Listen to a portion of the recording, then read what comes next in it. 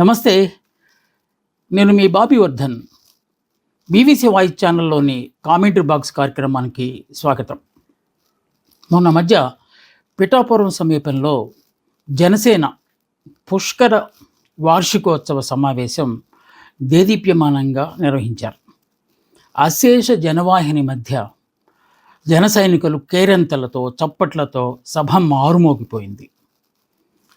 వేదిక మీద ఆసీనులైన ఉన్న వాళ్ళందరూ ఆల్మోస్ట్ పవన్ కళ్యాణ్తో సహా జగన్మోహన్ రెడ్డి అంటే గత పాలన మీద మూడొంతుల విమర్శలు చేసి, అంటే మూడొంతుల సమయాన్ని కేవలం విమర్శలు చేయడానికే కేటాయించి మిగతా కార్యక్రమాన్ని తమ గొప్పలు చెప్పుకోవడానికి వినియోగించారనే ఒక విమర్శ కూడా వస్తుంది. సభ సూపర్ సక్సెస్ అని చెప్పి జనసేన శ్రేణులు, ముఖ్యంగా అధినాయకత్వం, అలాగే అభిమానులు ఒక ప్రక్క చెప్తుండగా, ఒక వర్గం మెయిన్ స్ట్రీమ్ మీడియా అలాగే అనేక సోషల్ మీడియా ఛానల్లో మాత్రం ఈ సభ ఉద్దేశం అంటే లక్ష్యం నెరవేరలేదని, ఆ సభ ఎందుకు నిర్వహించారో దానికి సంబంధించిన అంశాలను పూర్తిగా చెప్పకుండా మిగతా అంశాల మీద ఎక్కువ కాన్సన్ట్రేషన్ చేశారని విమర్శలు కూడా వచ్చినాయి. అంటే ఏదైనా ఒక కార్యక్రమం నిర్వహించినప్పుడు విమర్శలు, సద్విమర్శలు, కువిమర్శలు, కావాలనే విమర్శలు రావడం అనేది అత్యంత సహజం. ముఖ్యంగా అది రాజకీయాలకు సంబంధించింది అయితే ఇంకా అత్యంత సహజంగానే జరుగుతూ ఉంటుంది. అయితే కొన్ని అంశాలకు సంబంధించి మాత్రం మనం విశ్లేషణ చేయాల్సిన ఆస్కారం ఉంది. మనకి ముందే చెప్పినట్టు ఎలాంటి బయాస్ యాటిట్యూడ్ అంటే కావాలనే విమర్శలు చేయడం కానీ ఎలాంటిది ఎప్పుడూ మనకు లేదు. ప్రజల కోణం నుంచి మాత్రమే మనం మాట్లాడతాం. ఎక్కువ మంది ప్రజలు ఏమనుకుంటున్నారు అని దాని గురించే మనం మాట్లాడతాం. వీళ్ళంతా మాట్లాడిన తర్వాత మనోహర్ గారు, లేకపోతే దుర్గేష్ గారు, అలాగే కొత్తగా ఎమ్మెల్సీగా వచ్చిన ఆయన జనరల్ సెక్రటరీ నాగబాబు గారు, వీళ్ళందరూ ప్రసంగాలు అయిపోయిన తర్వాత ఎప్పుడో రాత్రి పొద్దుపోయిన తర్వాత పవన్ కళ్యాణ్ గారు మాట్లాడే ఆస్కారం ఏర్పడింది. అప్పటికే అంటే దాదాపు మధ్యాహ్నం 12 గంటల నుంచి వేదిక దగ్గరకు చేరుకుంటున్న అభిమానులు లేకపోతే జన సైనికులు వీళ్ళంతా అప్పటికే విసిగిపోయినట్లు కనిపిస్తుంది. రాత్రి 9 గంటలకు వస్తున్న సమయంలో పవన్ కళ్యాణ్ అంటే 8:30, 9 మధ్యలో పవన్ కళ్యాణ్ గారు మాట్లాడటం మొదలైన తర్వాత ఆయన తెలిసిందే హావభావాలతో ఊగిపోతూ మొత్తం మాట్లాడేసిన తర్వాత కొంతమంది అప్పటికే దాదాపు 10 గంటలు దాటిపోయింది కనుక మజ్జిగ ఇస్తున్నారు, అలాగే కొత్తగా ఎప్పుడు లేనిది పుచ్చకాయలు కూడా ఇస్తున్నారు. ఎందుకంటే సమ్మర్ కనుక అలా అన్నీ సేవించిన తర్వాత కూడా ఎంతకైనా అంతసేపు వెయిట్ చేయడం అనేది కొంచెం ఇబ్బందిగా ఉంటుంది కనుక కొంతమంది తిరిగి వెళ్ళిపోయారు అని కొన్ని ఛానల్లో విజువల్స్ ద్వారా మనకి తెలుస్తోంది. ఏదేమైనా పవన్ కళ్యాణ్ ఆలస్యంగా వచ్చినా సరే అత్యంత ఆవేశపూరితంగా మాట్లాడారు. పవన్ కళ్యాణ్ గారు మాట్లాడటం అంటే ఆయన సినిమా వ్యక్తి కనుక, పైగా ఆయన స్పీచ్ల్లో రకరకాల కొటేషన్లు, పోయమ్స్ ఇవన్నీ ఉంటాయని చెప్పి చాలా ఆసక్తికరంగా చూస్తారు. ఈసారి స్క్రిప్ట్ రాసిన వాళ్ళు కొంత కన్ఫ్యూజన్ క్రియేట్ చేసినట్టున్నారు. ఎందుకంటే సాధారణంగా సినీ నటులకు స్క్రిప్ట్ ఆధారిత ప్రసంగాలే ఎక్కువ చేస్తారు. ఈ మధ్య కాలంలో మనం ఒక వీడియో కూడా చేసాం. అది పవన్ కళ్యాణ్ గారికి పొలిటికల్ మెచ్యూరిటీ వచ్చింది, ఆయన ఆచితూచి మాట్లాడుతున్నారు, ఆయనలో పరిపక్వత పూర్తిగా వచ్చినట్టే అని చెప్పి ఈ మధ్య కాలంలోనే ఒక వీడియో కూడా మనం చేసాం. ఒక ఎపిసోడ్ ప్రత్యేకంగా ఆయన మీదే చేసాం.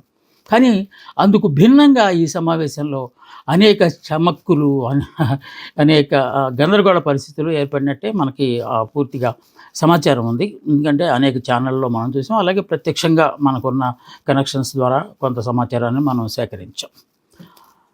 ముఖ్యంగా పవన్ కళ్యాణ్ ఈ మధ్య కాలంలో కాస్తంత కన్ఫ్యూజ్ అయి మాట్లాడటం తగ్గించారని మనం గతంలో అనుకున్నప్పటికీ ఆ కన్ఫ్యూజన్ ఏమాత్రం తగ్గలేదండి.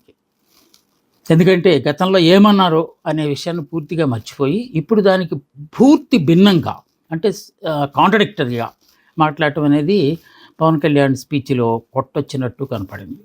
ముఖ్యంగా ఒకప్పుడు ఉత్తరాది గురించి మాట్లాడుతూ అది హిందూ దేశం కాదు, హిందీ దేశం, మన మీద బలవంతాన హిందీ భాషను రుద్దుతున్నారు, దక్షిణాది వాళ్ళంటే అంత చులకన మీకు, హిందీ భాషను మేము తప్పనిసరిగా నేర్చుకోవాలా, అది భారతదేశపు ఆత్మ అని మీరెలా చెప్తారు అని రకరకాలుగా ఆయన విమర్శలు చేశారు ఒకప్పుడు. ఇప్పుడు దాన్ని పూర్తి భిన్నంగా హిందీని జాతీయ భాష కదా, జాతీయ భాషను ఎందుకు వ్యతిరేకిస్తారు మీరంతా అని చెప్పి బహుశా ప్రక్క రాష్ట్రం తమిళనాడును దృష్టిలో పెట్టుకుని తమిళనాడు స్టాలిన్ ఉదయనిధి మాట్లాడుతున్న దానికి కౌంటర్గా ఆయన మాట్లాడినట్టు కనిపిస్తుంది. అంటే దీన్నంతా గమనిస్తూ ఉంటే మనం భారతీయ జనతా పార్టీ ప్రాపకం పొందడానికి, భారతీయ జనతా పార్టీ సిద్ధాంతంలో నేను కూడా నడుస్తున్నాను అని నిరూపించుకోవడానికి పవన్ కళ్యాణ్ ఇలాంటి పరస్పర విరుద్ధమైన మాటలు మాట్లాడుతున్నారేమో అనే ఒక అనుమానం వచ్చేలాగా ఆ స్పీచ్ అంతా కొనసాగినట్టు కనిపిస్తోంది. ఈ పార్టీ పెట్టిన ఆరంభంలో గతంలో ప్రజారాజ్యం పార్టీ పెట్టినప్పుడు కూడా ఆయన బ్యాక్డ్రాప్లో చిరంజీవి గారు, అంబేద్కరు, జ్యోతిరావు పూలే, మదర్ తెరీసా, రకరకాల వ్యక్తుల, పుచ్చలపల్లి సుందర ఇలాంటి ఫోటోలు పెట్టి ఆయన రాజకీయాల్లోకి వచ్చినట్టు మనకు గుర్తుంది. అలాగే ఇప్పుడు ఈయన వచ్చిన కొత్తలో చేగువేరా, భగత్ సింగ్ నాకు ఆదర్శం, వారి విప్లవ భావాలతోనే నేను రాజకీయాల్లోకి వచ్చాను, అత్యంత శక్తివంతమైన ఆ యువతను నేను రాజకీయాల వైపు ఆకర్షిస్తాను అని చెప్పి వారి స్లోగన్స్ అవన్నీ గతంలో చెప్పారు. ఆ క్లిప్పింగ్స్ కూడా మన దగ్గర ఉన్నాయి. కానీ దానికి ఇప్పుడు పూర్తి భిన్నంగా చేగువేరాకు సంబంధించి ఒక విచిత్రమైన వాదన ఆయన తీసుకొచ్చారు. చేగువేరా అంటే తాను ఇష్టపడటానికి ప్రధానమైన కారణం ఏంటి అంటే ఆయన మంచి డాక్టర్ అట. ఆయన డాక్టర్ కావచ్చు, ఎంబీబీఎస్ చేశారు. ఎందుకంటే లాటిన్ అమెరికన్ నేషన్స్లో క్యూబా, అర్జెంటీనా ఇలాంటి దేశాల్లో ప్రతి ఇంట్లో ఒక డాక్టర్ ఉంటారనేది ఒక ఒక ఒక తాలూకు స్టడీ. సో అలాగే ఆయన డాక్టర్ అయి ఉండొచ్చు. కానీ చేగువేరా ప్రపంచానికి తెలిసింది ఒక విప్లవ వీరుడుగా. భగత్ సింగ్కి ఆయనకి పోలికలు ఏంటంటే అతి తక్కువ వయసులోనే వాళ్ళు వీరమరణం పొందారనేది అందరికీ తెలిసిన అంశం. అదే అంశాన్ని పవన్ కళ్యాణ్ కూడా గతంలో పదే చెప్తూ వచ్చారు. ఇప్పుడు సడన్గా ప్లేట్ మార్చేసి వారు మంచి డాక్టర్ కనుక అందుకే ఆయన అంటే ఇష్టపడ్డాను అంతే తప్ప నాకు సిద్ధాంతాల గురించి నాకేమీ తెలియదు అని చెప్పి ఇంకో మాట చెప్పాడు. అంటే అప్పుడు యూత్ బాగా ఆకర్షితులైపోయి బైకుల మీద చేగువేరా బొమ్మలు వేసుకుని, టీషర్ట్ల మీద చేగువేరా బొమ్మలు వేసుకుని, పవన్ కళ్యాణ్ని చేగువేరాని పక్కన పెట్టి, పిడికిలి గుర్తులు పెట్టి ఇలా రకరకాలన్నీ చేశారు. ఇప్పుడు ఇవన్నీ తీసి ప్రక్కన పెట్టేయండి, ఇప్పుడు మనం సనాతన ధర్మం వైపు మాట్లాడుతున్నాం అని అర్థం వచ్చేలాగా వారు మాట్లాడటం చాలా విస్మయానికి గురి చేసింది. ఇదేంటి గతంలో ఎలా మాట్లాడారు, ఇప్పుడు ఎలా మాట్లాడుతున్నారు అని చెప్పి ఒకప్పుడు ఇంకొక వాదన గురించి, తమ ఇంట్లో అందరూ నాస్తికులమనైనా దేవుడు అంటే ఎవరికీ నమ్మకం లేదని, ముఖ్యంగా మా నాయనమ్మ హారతి ఇస్తున్నప్పుడు ఆ దీపారాధన చేస్తున్నప్పుడు మా నాన్న ఆ దీపంలో సిగరెట్ కాల్చుకునేవాళ్ళు, అంటే దాన్ని బట్టి అర్థం చేసుకోండి మాకు దేవుని పట్ల ఎలాంటిది ఉన్నదో అని చెప్పి అప్పుడు చెప్పారు. ఇప్పుడు సడన్గా ఏమంటున్నారు, వారింట్లో ప్రతి క్షణం రామనామ జపం జరుగుతుండేదట. నాన్నగారు రామనామ జపం అంటే రామకోట రాశారని చెప్పలేదు, కానీ దాదాపు అలాంటి వాతావరణం మా ఇంట్లో ఉండేది, మేమంతా వీరభక్తులు అని చెప్పి ఇప్పుడు చెప్పుకొస్తున్నారు. ఏంటో అది నమ్మాలో ఇది నమ్మాలో అర్థం కాని పరిస్థితి బయట వాళ్ళకి. అంటే అఫ్కోర్స్ జన సైనికులకి ఇవన్నీ అలవాటు, ఎందుకంటే ఆయన ఎప్పుడు ఏ మాట చెప్తారు. ఉదాహరణకు అతను పుట్టిన స్థలం గురించి 5-6 ప్రాంతాల గురించి ప్రస్తావించారు గతంలో. అలాగే తాను చదువు సంబంధించి కూడా ఒకసారి సైన్స్, ఒకసారి కామర్స్, రకరకాల అంశాలు చెప్పారు. సో అది జన సైనికులకి పూర్తిగా అలవాటైన అంశాలు అవి. కానీ కొత్తగా వినేవాళ్ళకు మాత్రం అవి చాలా విచిత్రంగా అనిపిస్తాయి.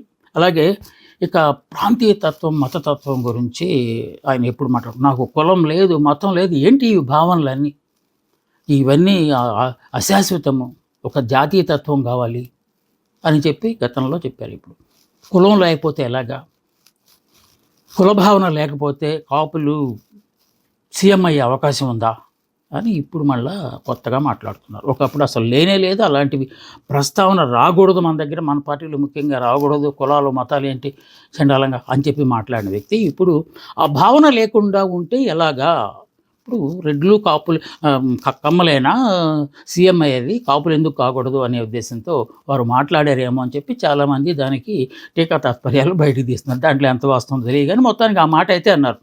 ఎలా అవుతారు సీఎం కులభావన లేకపోతే అని చెప్పి ఆయన మాత్రం ప్రశ్నించారు. ఇక తనకు అంబేద్కర్, జ్యోతిరావు పూలే అంటే వెనుకబడిన వర్గాలకు లేకపోతే దళిత జాతికి చెందిన ఈ మహానాయకులు అంటే వాళ్ళే నాకు ప్రేరణ, వారి లక్ష్యాలతోనే నేను ముందుకెళ్తున్నానని చెప్పి గతంలో చెప్పిన వ్యక్తి.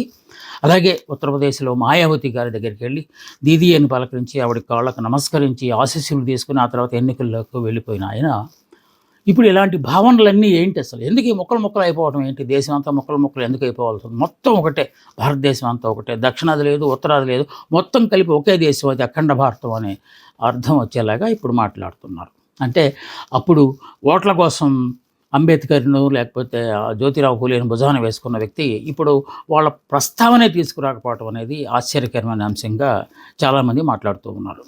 అలాగే మొత్తానికి మొన్న జరిగిన ఎన్నికల్లో ఒకసారి ఓడిపోయారు. ఆయన కూడా 2 చోట్ల ఓడిపోయారు. దాన్ని పదే పదే ప్రస్తావించిన అవసరం లేదు. ఎందుకంటే ఒక్క సీటుతో మొదలైన భారతీయ జనతా పార్టీ ప్రస్థానం కూడా ఇప్పుడు 3 సార్లు కేంద్రంలో ప్రభుత్వాన్ని ఏర్పాటు చేసేదాకా వెళ్ళిందంటే ఎప్పుడు రాజకీయాల్లో ఏం జరుగుతుందో మనం చెప్పలేం. ఒక సీటా, ఓడిపోయారా, గెలిచారా, ఇలాంటి గెలుపు ఓటంలోనేవి రాజకీయంలో అత్యంత సహజమైన ప్రక్రియ. దాని గురించి మనం ఆయన ఎక్కడ ఓడిపోయారు, ఎందుకు ఓడిపోయారు అని మాట్లాడాల్సిన అవసరం లేదు. కొంతకాలం వామపక్షాల వాళ్ళతో ఆయన సాన్నిహిత్యంగా ఉన్నారు. అంటే వాళ్ళ స్నేహం చేశారు. అది వాళ్ళ సిద్ధాంతాలు నచ్చి, మార్క్స్, లెనిన్ వీళ్ళ సిద్ధాంతాలు నచ్చి వాళ్ళతో కొంతకాలం జోడీ కట్టి ఎలక్షన్కి కూడా వెళ్ళారు. ఆ మాటకు వస్తే భీమవరంలో భీమవరంలోనూ ఎక్కడో మన నాగబాబు గారు కంటెస్ట్ చేసింది కూడా కమ్యూనిస్టులు వెళ్ళి అక్కడ ప్రచారం చేశారు. సో ఇప్పుడు అవన్నీ ఏం అక్కర్లేదు, అవన్నీ మిత్ అని చెప్పేస్తున్నారు. భ్రమ, అవన్నీ ఊహ మాత్రమే, అవి లేదు ఏకత్వం, మనకి ఇక్కడ ఏకత్వంలో భిన్నత్వం అనే మాటలు మాట్లాడుతూ వచ్చారు. ఇంత చేస్తే మొన్న 2024లో వారికి వచ్చిన అన్ని చోట్ల గెలిచిన మాట వాస్తవం. ఏది అసెంబ్లీలు కానీ, 2 పార్లమెంటు స్థానాలు కానీ మొత్తం గెలిచారు. అంటే 100% వాళ్ళకి స్టేక్ వచ్చిందనేది అందరూ నమ్మాల్సిన అంశం, అది వాస్తవం కూడా. కానీ ఓటు శాతం చూస్తే 6% మాత్రమే జనసేన పార్టీ గెలుచుకోగలిగింది, అంటే సంపాదించుకోగలిగింది. సో దాదాపు దగ్గరగా 39.7 అంటే 40% వైఎస్ఆర్ కాంగ్రెస్ 11 సీట్లకే పరిమితం అయిపోయింది. ఆ తర్వాత మిగతా ఓట్లన్నీ తెలుగుదేశం పార్టీకి వచ్చాయి. కాకపోతే ఇక్కడ పవన్ కళ్యాణ్ గారు నిన్న చేసిన ప్రసంగంలో చెప్పిన ఒక మాట ఏంటంటే, అన్ని చోట్ల పోటీ చేసిన అన్ని చోట్ల మనం గెలవడంతో పాటు 4 దశాబ్దాల చరిత్ర ఉన్న టీడీపీని కూడా నించోబెట్టాం మనం. అంటే అధోపాతాళానికి పోయింది తెలుగుదేశం పార్టీ, పూర్తిగా భూస్థాపితమైపోయింది. అలాంటి పార్టీని మనం నిలబెట్టడంతో పాటు ఆ పార్టీని కూడా నిలబెట్టాం అని చెప్పడం అనేది కాస్తంత అతిశయోక్తిలాగా అనిపించిందేమో అని చెప్పి కొందరు అనుకున్నారు. అంటే ఆవేశపూరితంగా వారు మాట్లాడారో, లేకపోతే స్క్రిప్ట్లో ఉన్నది కనుక మాట్లాడారో, మళ్ళీ ఆ తర్వాత డెఫినెట్గా పవన్ కళ్యాణ్ గారు ఆలోచిస్తారు. ఒక మాట ముందు అనేసారంటే అది ఎవరి ప్రేరణతోనో ఆ మాట అన్నా కూడా ఆ తర్వాత ఆయన ఆలోచిస్తారనే ఒక వాదన కూడా ఉంది. బహుశా దీన్ని అలవక్కుగా చెప్పారో లేకపోతే కావాలని చెప్పారో తెలియదు, కానీ Chandrababu Naidu and party, TDP ఏమనుకుంటుందో అనే అంశాన్ని కూడా వారు ఏం పట్టించుకోకుండానే మాట్లాడతారు. గతంలో చెప్పినట్టు హిందూ దేశం అంటే హిందీ దేశం అదని చెప్పి దాని గురించి కూడా కొంత పరస్పర విరుద్ధమైన భావననే ఆయన రేకెత్తించినట్టు మాట్లాడారు. దేశద్రోహులులాగా మాట్లాడారు. ఏంటి, ఆల్మోస్ట్ తమిళనాడు వాళ్ళు దేశద్రోహులు, వాళ్ళు అసలు ఈ భాష మధ్య గొడవలు తీసుకురావడం ఏంటి, త్రిభాషా సూత్రం ఉంటే తప్పేంటి, దేవనాగరిక లిపి కదా అది హిందీ అంటే, దాన్ని నమ్మితే తప్పేంటి అని చెప్పి వాళ్ళకు కూడా చురకలు వేయాలని ప్రయత్నం చేశారు. ఎందుకంటే అలా వేస్తే తప్ప అమిత్ షా గారు చేసిన వ్యాఖ్య ఉంది కదా, హిందీ అంటే భారతదేశపు ఆత్మ అని ఆయన చెప్పారు కనుక ఈయన హిందీని వ్యతిరేకించే వాళ్ళని వ్యతిరేకిస్తే తద్వారా భారతీయ జనతా పార్టీ అధిష్టానం దృష్టిలో ఇంకా బాగా పేరు సంపాదించుకోవచ్చు అనే దాంతోనే ఈ వాదన చేశారని కూడా జనం అనుకుంటాం అనేది సహజమే. ఇక ప్రతి సందర్భంలో ఊగిపోతూ, అంటే ఎప్పుడూ లేకుండా ఒకసారి అంతమంది జనాన్ని చూసిన తర్వాత బహుశా ఎన్నికల్లో కూడా అంతమంది వచ్చి ఉండరు. ఎందుకంటే ఆవిర్భావ సభ కనుక వచ్చిన వాళ్ళు ఉంటారు, కొంతమందిని తీసుకొచ్చిన వాళ్ళు కూడా ఉంటారు కనుక అది ఒక్కొక్క నియోజకవర్గానికి ఒక మందికి మీ వాటా ఎంత, మీ వాటా ఎంత అని చెప్తే తీసుకురావటం కూడా ఉన్నది. లక్షల్లో వచ్చారని చెప్పడానికి అక్కడ ఉన్న భూభాగానికి చూస్తే అక్కడ లక్షల్లో ఎంతమంది ఉంటారనేది కూడా మనం స్టాటిస్టిక్తో సహా చెప్పేసేది ఇప్పుడు ఏఐలో వచ్చేసింది. ఆయన సహజంగానే చేసే పని ఇంకోటి కూడా ఈ సమావేశంలో చేశారు. ఏంటంటే పోయిమ్స్ మాట్లాడతారు. ఎక్కువ ఆమచ సోమసుందరు, లేకపోతే బాలగంగాధర తిలక్, గుంటూరు శేషేంద్ర శర్మ, ఇలాంటి వాళ్ళ పోయిమ్స్ ఎక్కువగా చెప్తారు. ఈసారి ఆయన అప్పుడప్పుడు గొరతాడే కూడా చెప్పేవాడు. ఈసారి ఆయన ఏ దేశమేగినా ఎందుకాలుడినా పొగడరాని తల్లి భూమి భారతిని అని ఒకటి చెప్పేసి అది మహాకవి గురజాడ ఖాతాలో వేశారు. అది కొంచెం అందరికి ఇబ్బంది వేసింది. అక్కడ ఉన్న వాళ్ళే అనుకున్నారు ఇదేంటి రాయపల్లి సుబ్బారావు గారు కదా అది రాసింది ఆ దేశభక్తి గేయాన్ని, అది గురజాడవారు అని చెప్పారేంటి అని చెప్పి అందరూ కొంత ఆశ్చర్యపోయారు. ఆయన తప్పేం లేదు, బహుశా స్క్రిప్ట్ రాసిన వాళ్ళు అలా రాసి ఉంటారేమో అని చెప్పి కూడా అంటారు. లేకుంటే గురజాడవి కొన్ని రాసి ఉంటారు, రాయపల్లి సుబ్బారావు గారికి కొన్ని రాసి ఉంటారు, అది ఇది కన్ఫ్యూజ్ అయిపోయి ఆయన అలా మాట్లాడారేమో అని అనుకుంటున్నారు. ఇంకా ఆశ్చర్యకరమైన అంశం ఏంటంటే ఆయన ఇప్పుడు మాట్లాడిందంతా సనాతన ధర్మానికి నేను కట్టుబడి ఉన్నాను అని ఎస్టాబ్లిష్ చేయడానికి అక్కడ ప్రయత్నించారు. ఒకవేళ ఉత్తరోత్తర భవిష్యత్తులో టీడీపీతో గనక తెగతెంపులు చేసుకోవాల్సిన పరిస్థితి ఏర్పడితే ఏకంగా కుంభస్థలాన్ని అంటే భారతీయ జనతా పార్టీతోనే సయోధ్య కుదుర్చుకొని ఆ పార్టీతోనే ఈసారి ఎన్నికలకు వెళ్ళిపోయి ఎందుకు ముఖ్యమంత్రి కాలేను అనే ఒక భరోసా ఉన్నదేమో తెలియదు. కానీ మొత్తానికి చాలా ఆవేశపూరితంగా సనాతన ధర్మానికి సంబంధించి తానే కర్త కర్మ క్రియ అన్నట్టుగా వారు మాట్లాడటం చాలా ఆశ్చర్యాన్ని కలిగించింది. అవును, గతంలో చూసిన పవన్ కళ్యాణ్ గారేనా వీరు అనే ఒక ఆశ్చర్యం. చాలామంది వీరాభిమానులు అస్సలు అతిరిపోయింది స్పీచ్, ఆయన మాట్లాడుతుంటే మాకు ఒళ్ళు గగురుపాటు పడిచిందా అని ఉండొచ్చు. కాకపోతే లోతుగా పరిశీలన చేస్తే ఇప్పుడు నేను చెప్పింది దేశభక్తి నిజంగానే మనసులో ఉండుంటే అది కంఠస్థం వచ్చేసి చెప్పాలనిపిస్తే అది ఎవరు రాశారో తెలియనంత అవివేకంతో పవన్ కళ్యాణ్ గారు ఉంటారని మనం అనుకోనక్కర్లేదు. అది కావాలని అన్నారు, లేకపోతే మర్చిపోయి అలవాకన్నారు తెలియదు. ఇంకొకటి శ్రీశ్రీకి సంబంధించిన ఒక పోయం చెప్పారు. పొడిమి తల్లికి పురిటి నొప్పులు కొత్త సృష్టిని స్ఫురింపచేస్తాయి అనేది ఒకటి ఉన్నది. దాంట్లో కనకదుర్గ ఇలాంటివన్నీ అన్నీ వస్తాయి దాంట్లో ఆ పోయంలో. అది ఎందుకు చెప్పారో అసలు అర్థం కాలేదు. ఎందుకంటే ఒక పక్క సనాతన ధర్మం గురించి చెప్తూ విప్లవం గురించి శ్రీశ్రీ రాసింది. ఆ శ్రీశ్రీ రాసిన దానికి అర్థం సరిగా వాళ్ళకి తెలియలేదేమో అని చెప్పి మనకు అనిపిస్తుంది. దాంట్లో మహిషాసురుడు అనగానే ఓ దేవుడి గురించి మాట్లాడారేమో, లేకపోతే కాళికాదేవి అనగానే అహో దేవత గురించి మాట్లాడారేమో అనిపిస్తుంది. అది అసలు చాలా విచిత్రమైన దాని శీర్షిక మహాప్రస్థానంలో ఉన్న ఒక పోయం.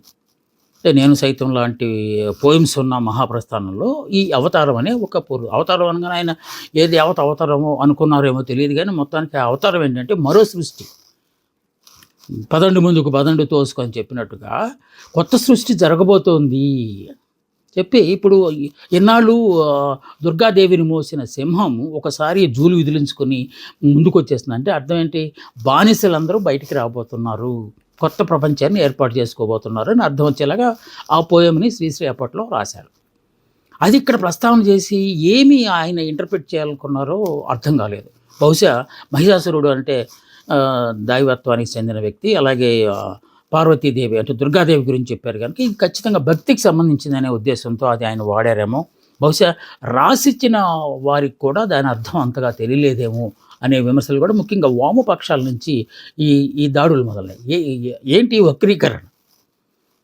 వక్రీకరణ జరగటం అనేది నిజంగా ఇందాక జరిగిన దాంట్లో పోయంలో అయితే ఆయనకి పేరు తెలియక అలా చెప్పి ఉండకపోవచ్చు. ఇప్పుడు ఏకంగా శ్రీశ్రీ మహాకవి శ్రీశ్రీ గారి పోయమ్స్ కూడా వక్రీకరణ చేయాలని ప్రయత్నించడం అనేది వారిలోని అపరిపక్వతకు తార్కాణమేమో, లేకపోతే అంటే ఎక్కువ డిపెండెన్సీ వేరే వాళ్ళ మీద ఆధారపడి స్పీచ్లు చేయటం అనే దానికి ఇలాగ రకరకాలమైన పరస్పర విరుద్ధమైన మాటలు ఆయన మాట్లాడేసిన తర్వాత కూడా అది చాలా సగర్వంగానే ఆయన ప్రతిదాన్ని ప్రకటించారు. ఎక్కడ తాను తప్పు మాట్లాడినట్టు కానీ దానికి రిగ్రెట్ అవుతున్నట్టు కానీ ఎక్కడ ఆయన ముఖ కవళికల్లో కానీ లేకపోతే మాటల్లో కానీ ఎక్కడ కనిపించలేదు.